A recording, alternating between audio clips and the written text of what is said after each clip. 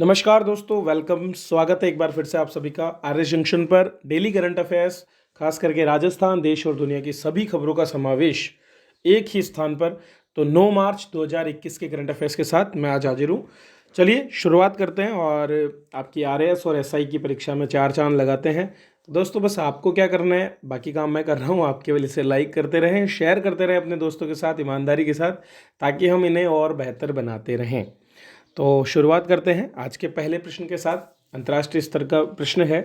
भारत और बांग्लादेश दो पड़ोसी देश आपस में जुड़े हुए हैं और दोनों देशों के बीच सीमा को सुदृढ़ करना जो है अनिवार्य है। और इसी क्रम में दोनों देशों में सीमा को जोड़ने वाले एक पुल का जो है निर्माण किया गया है। आपको बताना है इस मैत्री सेतु नामक पुल को भारत के किस राज्य में निर्मित किया गया है। तो भारत का कौन सा एक राज्य है जिसकी सीमा से जो बांग्लादेश की सीमा लगती है वहां पर इस मैत्री सेतु नाम के बिल को जो है पुल को बनाया गया है।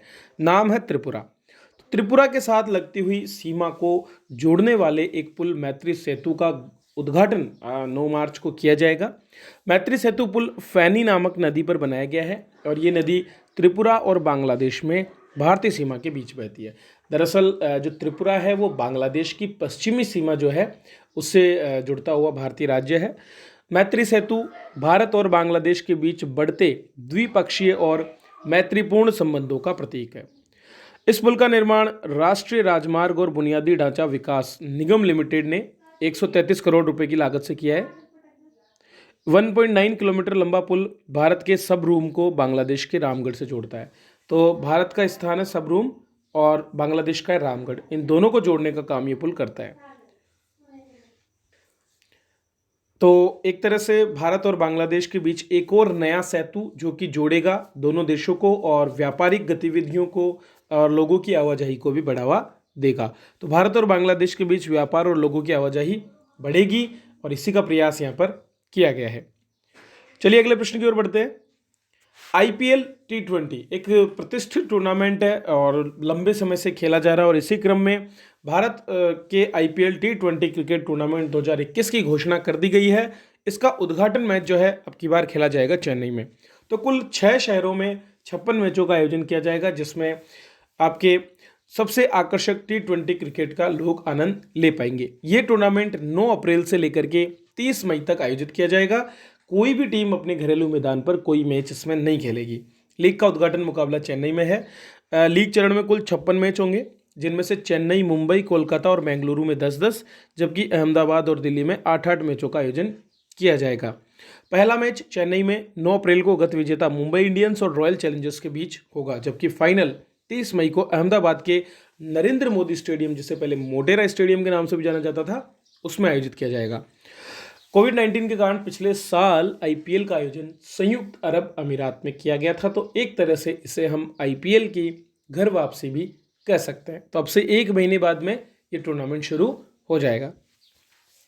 निम्नलिखित में से किस एक भारतीय पहलवान ने रोम में मोटियो पेलिकन रैंकिंग कुश्ती सीरीज में 65 किग्रा वर्ग में स्वर्ण पदक जीता है?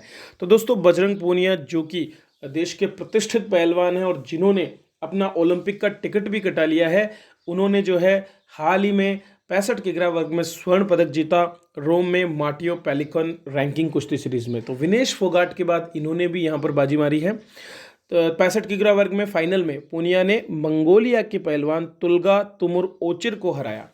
इससे पहले सेमीफाइनल में उन्होंने अमेरिका के जोसेफ क्रिस्टोफर मैककेना को हराया था।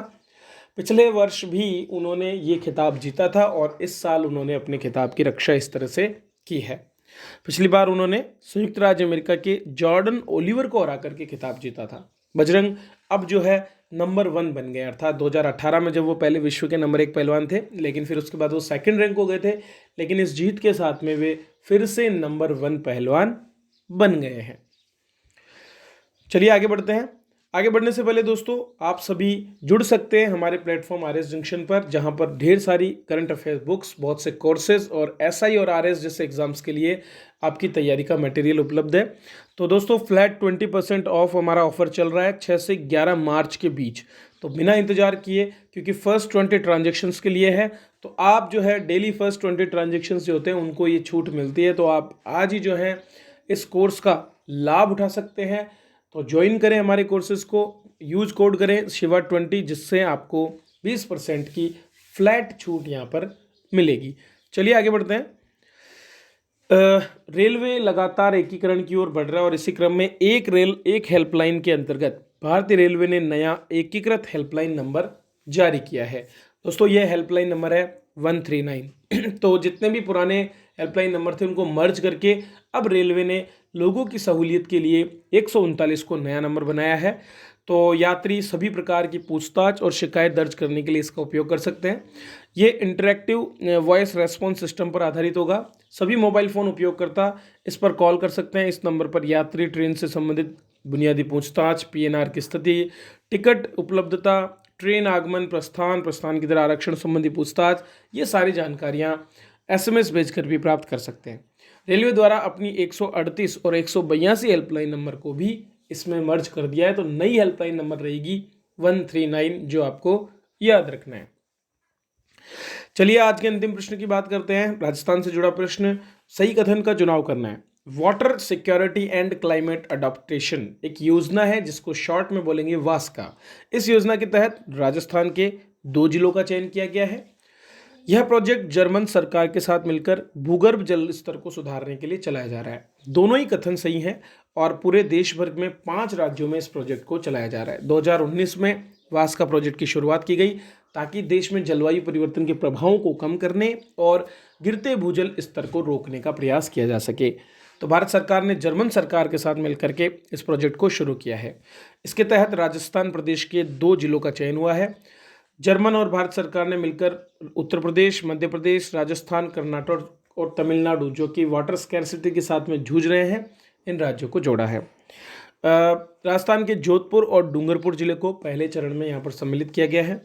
राष्ट्रीय ग्रामीण रोजगार गारंटी योजना, जो कि सामुदायिक स्तर पर जो है लोगों को रोजगार प्रदान करने के साथ साथ ग्रामीण क्षेत्र में आधारभूत अवसंरचना निर्माण का काम करती है, उसी के माध्यम से विभिन्न प्रकार की जल संरचनाएं बना करके जल स्तर को बचाने का प्रयास किया जाएगा। इसमें राष्ट्रीय ग्रामीण रोजगार गारंटी योजना को नोडल विभाग बनाया गया है और ज़्यादातर वास्का के जो कार्य हैं वे मनरेगा के तहत ही किए जाएंगे। तो विभिन्न प्रकार के स्थानीय जल संरक्षण के जो उपाय हैं उनको अपनाया जाएगा और भूजल स्तर में वृद्धि करते हुए जलवायु परिवर्तन पर रोक लगाने का प्रयास इसमें किया जाएगा। तो ये थे दोस्तों आज के 5 चुने हुए प्रश्न तो बहुत सारे दिए जा सकते हैं, लेकिन प्रश्न वही जो काम आए और जो आपका ज्ञान बढ़ाए। तो अगर अच्छे लगे हों तो लाइक और शेयर करने में कंजूसी ना करें। बने रहें हमारे साथ, देखते रहें हमारे सभी वीडियोस। इसी तरह से वीडियो देखने के लिए आप सभी का बहुत बहुत धन्यवाद।